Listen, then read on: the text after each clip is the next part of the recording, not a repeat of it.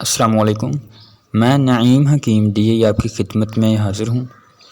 ایک چھوٹی سی ویڈیو ہے، اس میں یہ بتایا گیا ہے کہ بعض مریضوں کو رات کو دودھ پینے سے سر درد ہونے لگتا ہے۔ دودھ ہضم نہیں ہوتا بلکہ بد ہضمی یا سر میں درد، تو اگر وہ چائے پی لیں یا قہوہ پی لیں تو درد رک جاتا ہے۔ اس کی کیا وجہ ہے؟ یہ سوال آیا تھا ہمارے، ٹھیک ہے، تو اس کا جواب انشاءاللہ آپ کو ابھی بتا دیتا ہے۔ اس سے پہلے گزارش آپ سے یہ ہے کہ چینل کو سبسکرائب کریں اگر آپ ہمارے اس چینل پر پہلی مرتبہ آئے ہیں۔ کہ اس کی وجہ یہ ہے کہ چونکہ دودھ کی تاثیر سرد ہوتی ہے، دودھ کی تاثیر سرد ہوتی ہے، جس وجہ سے بلغم پیدا ہو کر درد سر میں درد شروع ہو جاتا ہے۔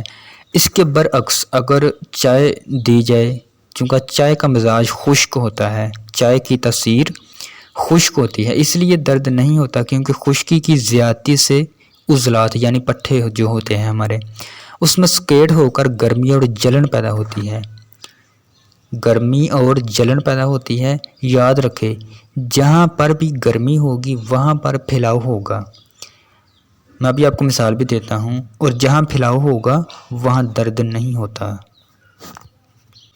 اگزامپل یہ ہے کہ اگر پانی وغیرہ یا برف وغیرہ کو حرارت دی جائے تو وہ پھیلتی ہے، سکڑتی نہیں ہے۔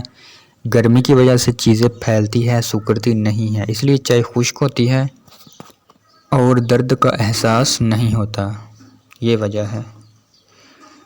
گزارش آپ سے اگین یہ ہے کہ چینل کو سبسکرائب کریں اگر آپ اس چینل پر پہلی مرتبہ آئے ہیں۔